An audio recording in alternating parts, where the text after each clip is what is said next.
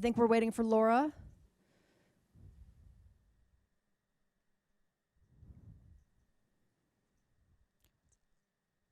And I think we want to wait for Laura and who else? Chloe. Thank you. How do you guys feel? Had you not seen it before? Oh, wow. Okay. Yeah. Yeah, no, and there's some of those people are here. Here, talk into the microphone if you're going to talk, just so that it's easier to hear you. We want to hear your beautiful voice. Yeah, did it bring up any feelings for you guys? Like, and we're going to kind of do this open. If you want to answer the question, just talk into the mic. Hello. Is that working? Hello. Here Can you hear are. me? Okay, cool. Yes. You guys want to go? No? I brought up a lot of feelings for me. I medically detransitioned this past year, and I was still maintaining my social transition, clinging on to that, and kind of hearing about the process of other detransitioners, and even speaking to some people who are here today, learning how much commonalities we have with this journey. It makes you realize that, oh, well, maybe this is rare, but maybe this is not so rare as they're saying it is, especially when it comes to medical consequences. I can speak for myself with some of the effects that testosterone has had on my body. It's menopause. It's going through menopause at 19. And when your body's not ready for that, and the there was like a list of that, the incontinence, you know, not being able to hold your bladder, not being able to sleep because of heat flashes that are painful. You know, it's ridiculous thinking that a teenager should go through that when they're just at the cusp of adulthood. So it brought up a lot of emotion, realizing that I wasn't alone in a lot of that. I know that I had a conversation with Chloe earlier this year about heat flashes, and that was the first time that I had spoken to anybody about like the itchiness and the uncomfortableness at night, and realizing that wasn't just me, you know. And that's what you hear a lot. A lot of people will be like, oh, well, it's just you. I guess it just didn't work out for you. And it's like, it's not just me, you know. This is something that could happen, and it's exhausting. So yeah. Yeah, that makes sense. So can we just go down the line really quick and you guys can introduce yourselves so we know who you are, and then we'll open it up for questions. Hi, I'm Shape. I'm male detransitioner, gender nonconforming. You guys may know me from YouTube or Twitter. So this was pretty powerful, also triggering, but powerful. I'm Rachel. I transitioned when I was like 25. Lived as a man, quote unquote, for like 7 years. Realized, oh, I don't need to do this, and I'm running away from other things. So I went back to living as a woman more or less a year ago, and just kind of opened my eyes to kind of like the whole gaslighting of this trans like marketing. Like it's, you know, well, not to get too far into it, but it's like, you know, the whole thing is like weaponizing empathy to make people believe that, oh, you have to affirm these kids. That's the nice thing to do. But long term, well, I think you guys know. Good afternoon. My name is Brian Wagner. In my early 20s, I had substance use disorders and mental health issues.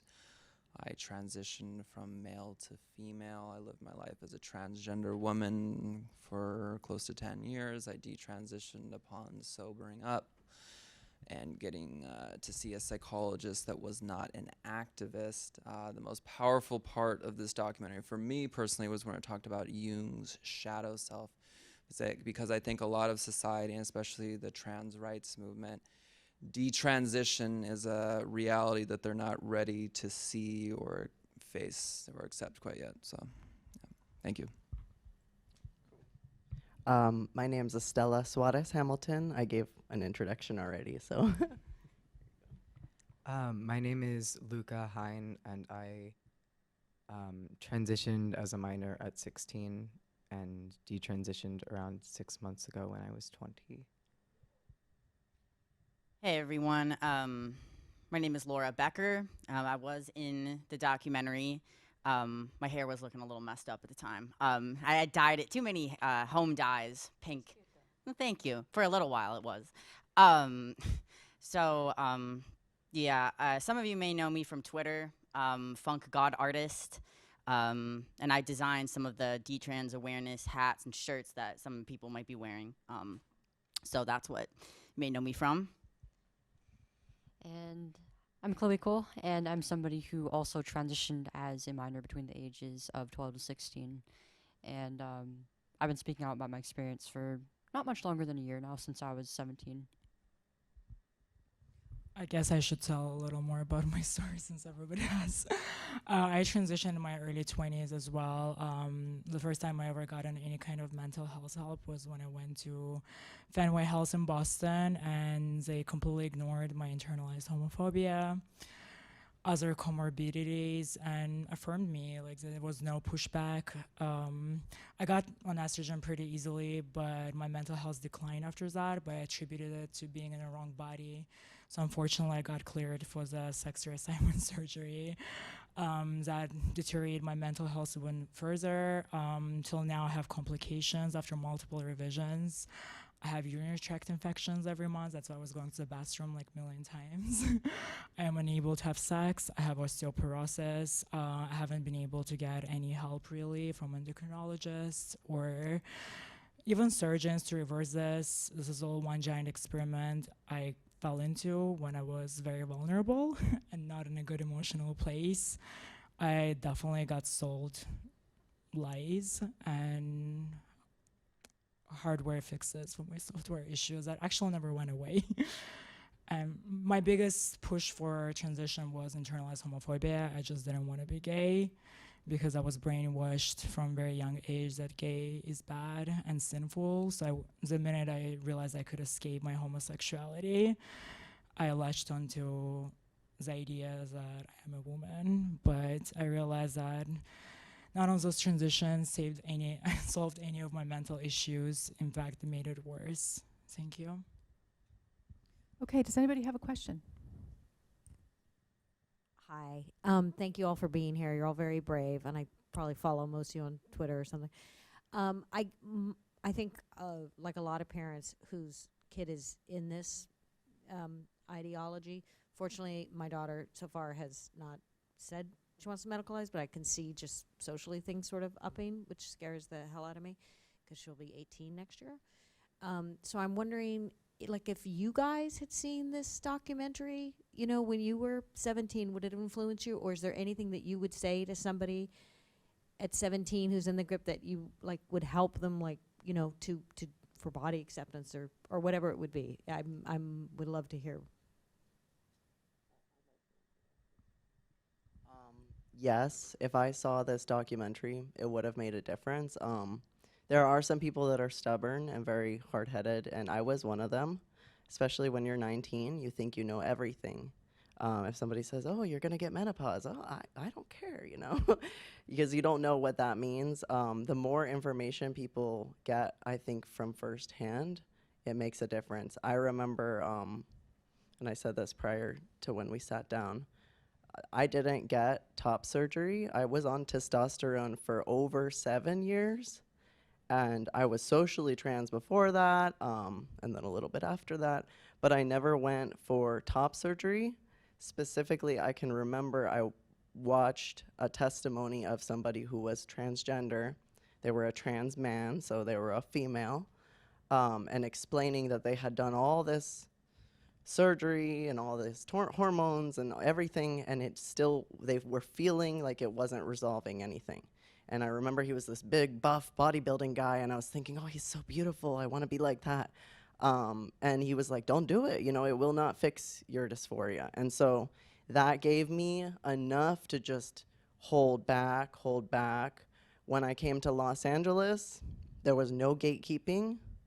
I went to the I don't know if I'm supposed to say it, but a very popular trans clinic down the street from here. And it was I was new in town. It was my first time going and talking to them. They had an interview with me, and like a car dealership, you get a packet of papers and you're good to go. Like, they have everything. But because I had seen the testimony, I thought, well, let me just give myself some more time to think. And the more you read about long term and the more you talk about these surgeries and how they affect you in the end, the more you realize, well, this is maybe not the most creative solution, and this is probably not the most healthy solution. So I think it would make a difference. I think that absolutely this film is a snapshot into history and a good opportunity for people to get a different perspective, especially because it's going from a leftist view too. So it's very nice to be able to digest that. So When I first transitioned or started to, I specifically remember I saw the testimony of a man named Walter Heyer. He's an elderly man who I believe did in fact have the vaginoplasty, and it didn't stop me. Thankfully, I never had that done, but I was well aware of it. But I was in a very delusional and ideological mindset, so I really don't think seeing this would have stopped me. I really don't. But I would have just told my former self, to be careful what you wish for and don't rush into anything, because changing your gender, it's not like, shaving your head or, something like that. It's very difficult to undo, and the further you go, the harder and harder. So, yeah. One thing for me, in female social circles, I definitely felt like I got cool points for it, and I was already in my 20s, and it's got to be 10 times that when you're in high school. So I feel like almost anything you would say would just fuel it even more, because it's like, oh, this is something you're not allowed to do, and it's kind of risky, so that's more exciting. I mean, and I don't know if this would help, but one of the biggest reasons I detransitioned was because I realized, oh, I felt affirmed in my identity as a quote unquote man when I was with my female friend group. But then as you get more and more masculine, they don't see you as a woman anymore. And you start, your brain does literally change. There is something different with the hormones. So any kind of feelings of I don't know, belonging she gets, within her current social circle, and I don't know, just basically imagine losing all those female friend groups, because once you look like a man, it just doesn't really work the same. So I don't know, I'm not really even sure how to explain that to a kid, but would you do this if you were completely alone by yourself without the affirmation of all your friends? And she'd probably say, yeah, sure I would, but yeah, it's people tend to socialize in gendered groups, right? So it's, yeah, just imagine if you can't socialize with her current friends because of the way that they see her as a man later on. I don't know how better to describe that.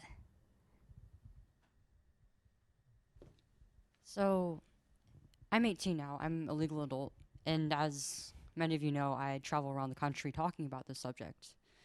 And there's still a lot of things that I can't do legally. I still can't buy marijuana or nicotine products or alcohol. I can't rent a car. Sometimes I can't even rent a hotel room because I'm under the age of 21. And yet at 13, I was allowed to make the decision to change my sex. But I really don't think that 18 is just some magical age where all of a sudden you're capable of maybe legally doing something, but that doesn't necessarily mean that you really fully understand what you're doing. I mean, the estimate right now is that most people's brain development finishes at around the age of 25, and it's probably much later for a lot of other people. But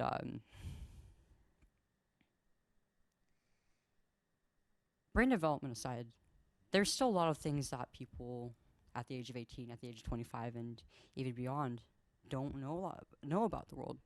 When you're young, you don't really have a lot of knowledge or experience having to do with the world. And I was lucky to find out that I wanted to have kids at the age of 16 and to stop transitioning then, but not a lot of women figure that out until much later now.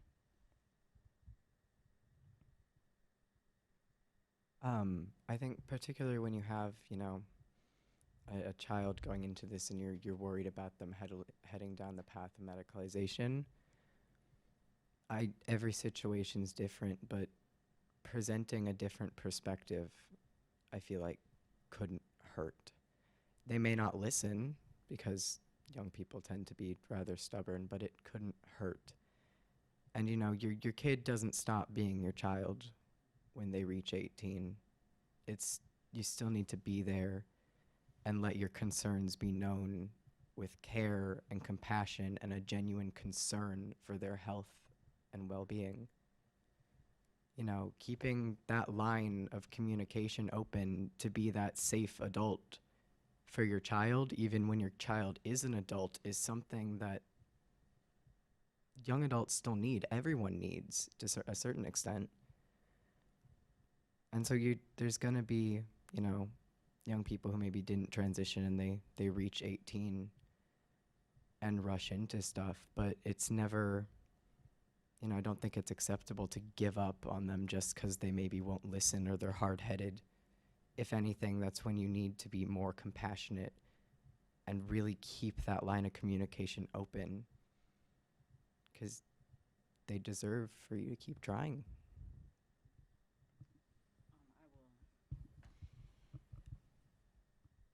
Yeah, so I think that this documentary definitely would have impacted my perceptions, because although I was had a lot of magical thinking, was naive, very stubborn, I was also very overwhelmed. And we all sort of know the kind of common wisdom, you know, kids need structure. Everyone needs structure. We need to order chaos because things are very overwhelming. And I was overwhelmed. That's a lot of what the passive suicidal ideation is just being overwhelmed, and your brain goes to this solution, this fantasy solution of escape so it can deal with it at that moment. And transition is very similar, the transition fantasy. So I think I really was hungering. For a long time, I was hungering to be helped, actually. You know, I was very alone, and from peers and family, and I really wanted a safe adult to really sit down with me and listen to everything and tell me that they knew how to help. Not in a pushy way or in a controlling way, but in a way that allowed me to feel like myself. And I just never really got that, because my parents by the point when I was 19, when I transitioned, they were exhausted, and they were not very equipped to deal with it. And there was some abuse as well to me, psychologically. And so they just kind of, they did emotionally sort of give up. And because I was so stubborn, they said, okay. And the thing is, you know, you just kind of get used to people not seemingly really understanding you, you know? Teachers didn't understand. Therapists, just low quality, shallow understanding. And so they'll say, yeah, you're valid, or like, sure, you can, are you sure you want to do it? Yeah, okay. You know, maybe it'll help because you're already so fucked up. You're already so mentally ill anyway. So they were very desperate too, my parents. But I was suicidal and had unprocessed trauma, PTSD. So definitely keeping that connection. I know it's very difficult,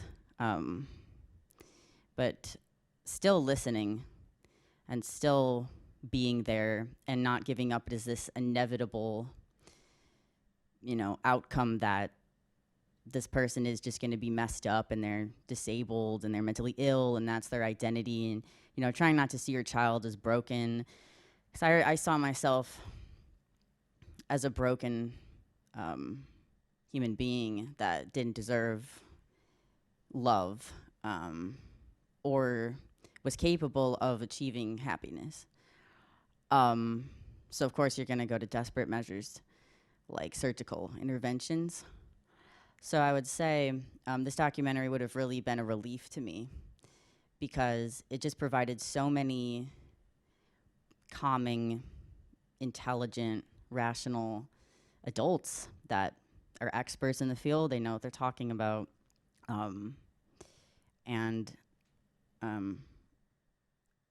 It just would have relieved my existential anxiety and overwhelm to know that there is an alternative, because I thought that there wasn't. I thought it was either I'm inevitably going to kill myself and I don't want to live anymore as myself, or if I transition, maybe that'll help. I'm doubtful about it, I'm pretty hopeless. Maybe it'll help. I didn't realize until several years too late in a short-term sense, for the surgery and to hormones, that there were alternative pathways. And so I have been able to cure my gender dysphoria and treat my suicidal ideation and PTSD. Still working on that one. That one takes some time. But yeah, thank you. Okay. Yeah, this definitely would have helped me. A lot of things did resonate with me, specifically how autistic people seeing black and white. I didn't feel like I could have existed on a spectrum of a gender while being a biological male.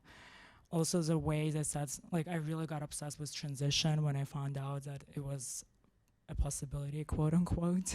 So it kind of clouded my entire judgment. Also, it's the first time I've heard how dysphoria shifts.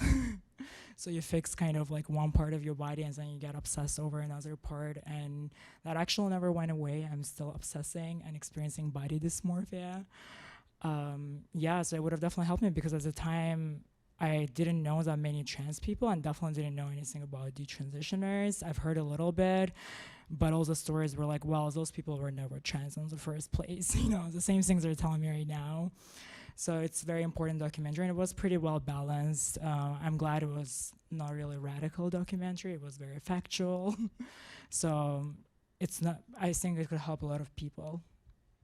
I also just wanted to add that when it comes to, a parent talking to their child about this, kind of regardless of the age of the child, or anyone in general really, it's important to remember that only telling someone yes and telling someone yes, you're valid, and only affirming them and only saying yes is not an act of love. That's not what love is. Love is not giving in to every whim and only saying yes. Love is putting up those boundaries and saying no and having to keep someone safe even when they might be upset at you for it. Because only saying yes and only going down one path and only affirming isn't love, it's enabling. And I feel like that's just something that parents need to understand with this. Thank you. We're going to have another question. Sometimes clinicians tell parents that if you insist too much, if you try to show your children a different reality, they will dig their heels in even further. What is the difference between the things that do that versus the things that you think can actually bring on a shift in understanding?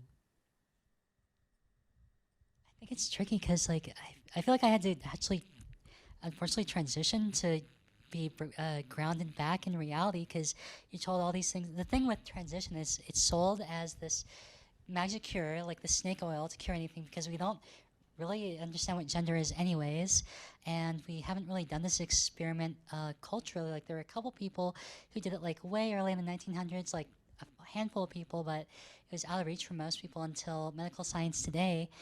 So there's this huge placebo effect, and when people have these different mental illnesses, like, we don't really know a lot of the time how to solve them. But the thing is, the power of belief works really well. And yeah, transition.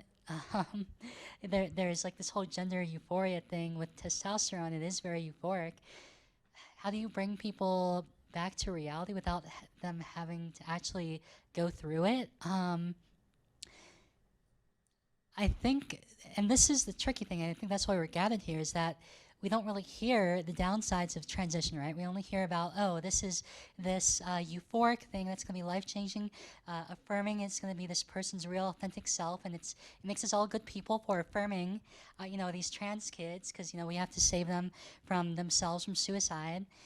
I don't know, I think just sharing stories of, like, people who have gone through transition, who were or maybe still identify as trans, but found, hey, like, there are some issues with this, and there are other ways we can deal with this, whether that's recognizing there's maybe autism, maybe there's internalized homophobia, there's other kinds of traumas. I think just people being more aware that there's this other side of transition that isn't the rosy side of transition.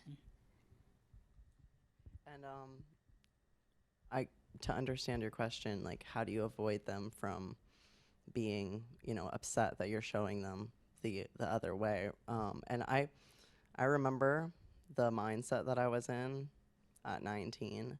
At the time, I came out on social media because I knew that my parents would give me a pushback, and I just wanted to just spring it on them and just not give them any chance to have any kind of pushback to me. So I remember my mother telling me, you'll never be able to fully get a penis. You'll never be able to, impregnate a woman. All these different things that were logical arguments. And I was just like, no, Buck Angel has a penis. All these different things. And I just wanted her to hear me. I just wanted her to hear what I thought was going to be a good idea.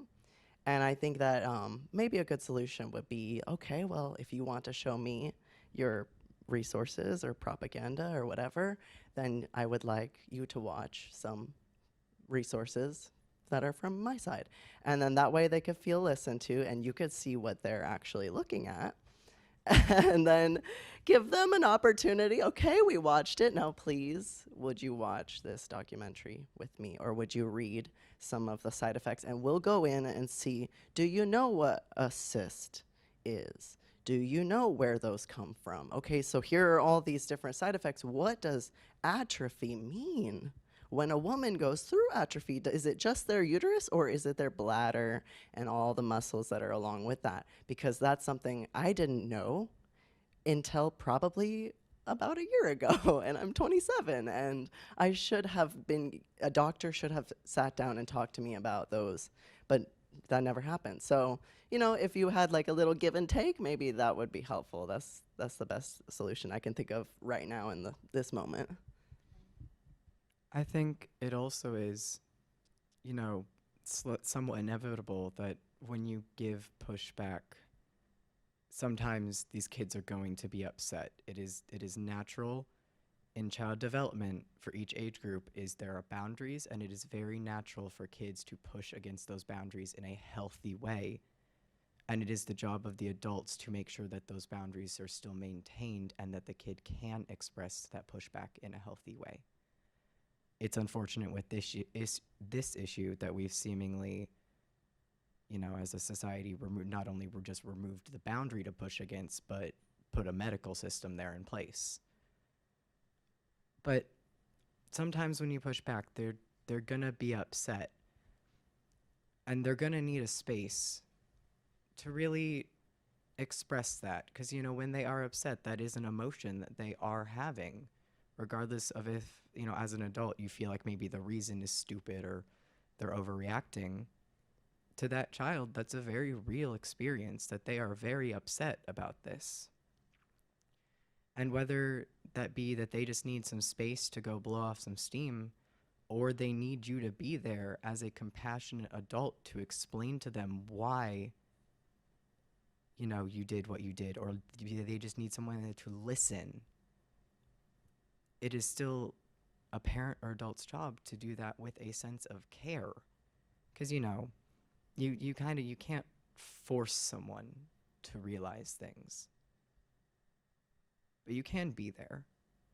And you can be there in the best way that that kid needs. And that's going to be different for every kid. And some of them are just, they're going to be stubborn. They're going to be upset for long periods of time. But I think just for this issue, it doesn't, you know, we can't just throw out that responsibility that even if a kid is upset, as long as you are doing what you're doing with care, and they are able to process that emotion of being upset, that is still a good thing. Because, you know, the parents have a lot of emotions in this, and they deserve a space to process those as well. The kids are going to have a lot of emotions. And we really have seemingly taken away that space that they need to process those, to come to the realization that maybe, you know, hey, maybe my mom isn't pushing back because she's hateful, maybe she's concerned. Or, you know, the parent being, maybe my kid isn't acting out because, you know, I told them no, but maybe they're acting out because there is a deeper issue there and they are crying out for help.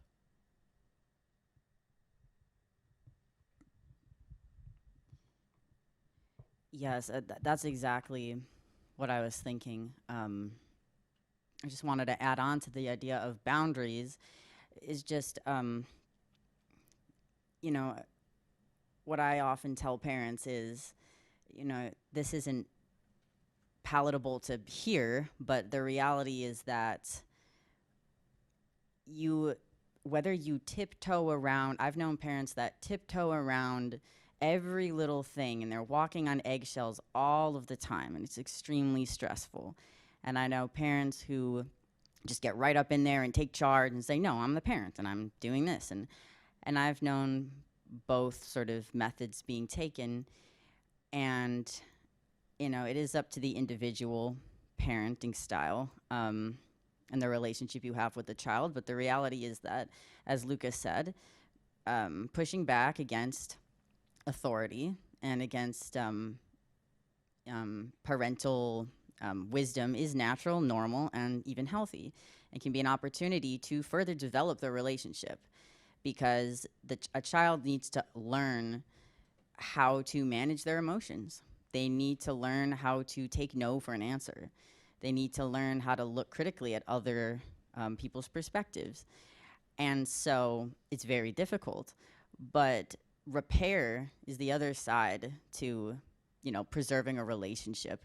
There will be conflicts, sometimes severe conflicts, and damage will be done to the relationship. And so I think a lot of parents are focused so much on not damaging the relationship, which is understandable. But once it is damaged, I think that's when a lot of people might get into a really worse situation than if they had focused more on just the long run. You know, each little incident or confrontation is a smaller battle in a longer war, a war of preserving the relationship and having just a healthy life for everyone involved. I think focusing on how do you repair, learning how to repair with your child is going to be critical, because it might be a very long periods of time where they're processing things. And if you act, you know, resentfully towards them, or bitter, or start punishing them overly, criticizing them, you know, this is a more severe version of what may happen. But I had a parent who would verbally abuse me and gaslight me about it. And, you know, I understand that they were angry and they, you know, were emotionally dysregulated.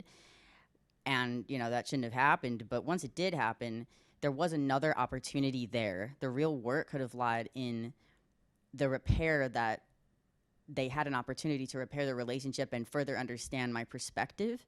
But instead of doing that, they would gaslight me about it and say that it was my fault and say that that never happened and that they did nothing wrong. And in fact, I was, you know, punishing them or being a bitch to them, you know. So it was like very manipulative that really damaged me, to feel it was all my fault, no matter what I did. Any emotion I had was unacceptable.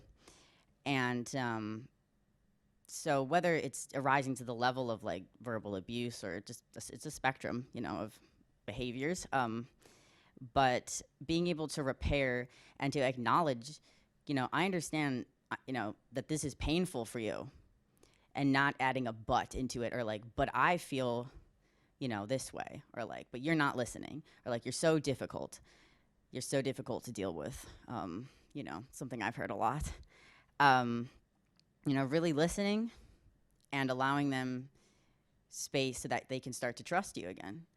Because the more you push when there's already been a damage, a fracture to the relationship, the further and further away they're going to get. And then you might try to cling on even more. They're going to keep going. So it is inevitable that there will be damage. And I do think it's more prudent in the long term to think about the bigger picture of the relationship. And you may even lose what many people consider to be the biggest battle of all, right? Which is when they get testosterone, when they get a prescription for hormones, when they get surgery, when they become an adult and they do something permanent. The reality is that even that is only a battle in the long-term war. There is life after the surgeries. Obviously, none of us advise, you know, doing it, but you know, I think a lot of parents are so focused on just preventing that, you know, surgical outcome that they may lose sight of other ways to better the relationship. And, you know, once gender is over, what if they forget about gender? What if you forget about gender? What would that even be like? Are you consuming so much of your life based around that? Is there anything else in your marriage but just talking about the kids' gender problems, for example? And I'm not criticizing anyone, but I feel, you know, think about the long term, and you know, things come and go, you know. You've been spying on me. Okay, we have time for a couple. We're just running out of time, so finish. No, please speak. It's fine. I'll be quick. No, that's I feel like one thing I've learned being in trans and detrans community, a lot of us have childhood trauma. And if your kid thinks that they may be trans, maybe there's some trauma you don't know about, maybe you fail to protect them from predators, maybe you are the source of the trauma, because a lot of parents have been traumatized as kids themselves, so they have all those like personality disorders that they kind of transfer to their kids. So sometimes you need to look at yourself as well before, you know, communicating better with your child. Also, unfortunately, right now, a lot of trans activists, such as Jeffrey Marsh, are teaching children online that they should go no contact with their parents if parents try to push back on transgender identity, which is completely crazy. It's pretty much emotional manipulating parents to agree to support their transition, which sucks. Right. I mean, I agree that as a parent, there are going to be some things that you'll have to do for your child that you may not necessarily want to, that they may not necessarily want, or that might not be the best for your relationship in the short term. And for a lot of parents, this does involve like taking away all internet devices like their computers, iPads, phones, whatever else they might have access, might give them internet access. And I think in most cases this is a good approach, but I think that if you're going to take something away, you have to replace it with something. A lot of these kids, the problem is that a lot of them are addicted to the internet because they were introduced to it at a young age, and these devices are very stimulating. And for a lot of kids, especially kids who may not necessarily have a lot of friends at school, it can give them a sense of community online. But I really don't think that that the internet and technology in general is really appropriate developmentally for most kids and teens. And a lot of these kids, they don't have much of they don't feel like they really belong to any communities in person. They don't really have many friends at school. A lot of them are bullied. Many of them aren't really active in clubs or sports or extracurricular programs. And if you're going to take away this one big thing for them, you have to replace it with, I think, one of those, which they should be in already. Yeah, just real quick, I think one of the things that would have helped me in the beginning was if I had just gotten out of my woke echo chamber at my college. Like if someone took me surfing or gone dirt biking, gotten into some kind of rigorous exercise, I think that would have really helped. But yeah, it's true. My psychologist, when my dad wasn't down with it, she was like, "Oh, you just won't have a father anymore." And I cut him out of my life for many years, and I regret that now. But had I just gone camping with my dad a couple times or just listened to, once I started listening to, it's really corny, but I listened, there was 2 podcasts with Joe Rogan that I listened to as a trans. I was like, no, I'm still a man. I like man things, and, not that women can't like, MMA fights and, certain things, but, it really realized that, and being sober, I was like, I made a huge mistake, and yeah, take your kids out in nature. Okay, I think we're going to wrap it up. Can somebody get these guys a show deal? They have the doctors. We could do the detransitioners. No, I'm kidding. I'm not making light of it. But you guys are all so wise and well-spoken, so thank you so much. Do you want to say something else, Chloe? Does anybody have anything else they want to say? Okay, just before you leave, we'd like to have capture some, if you're willing to go on camera, or I guess it can be your voice, but we wanted to do some audience takeaways to add into the marketing. If you guys are not comfortable being on camera, that's fine, but you can go into the green room and somebody will be there to just get your reaction if you care to. There's also a bill in Oregon that's trying to incorporate abortion and gender-affirming care into the same thing. I happen to be pro-choice, but the point of this, it's on the Our Duty website under activism. And I don't have enough information to give it to you here, but the filmmaker wanted me to ask you to just go onto the Our Duty website to the activism page. They need people to write in as to why gender-affirming care should not be included like abortion is. It's a completely separate issue. You may not agree with the abortion thing, you may agree with it, but his point is protest what you don't like about the bill. And it can be people from out of state, but it's really important because Oregon's already pretty far gone that way. Yeah, so just please go on the Our Duty website and look, and then spread the word. Yes, Chris? Probably. Yeah, get involved. Look, we have a lot of resources at Our Duty. There's parent groups. Like, if you guys want to get involved, you don't have to show your face. You don't have to stand up and speak. You don't have to get on a stage. But we need to communicate that this is happening because it's happening under the radar, and then it's too late to make it go away. You have to work twice as hard to get it back to where it was. So just something to think about. But thank you all really for coming. I appreciate it. Enjoy the Academy Awards.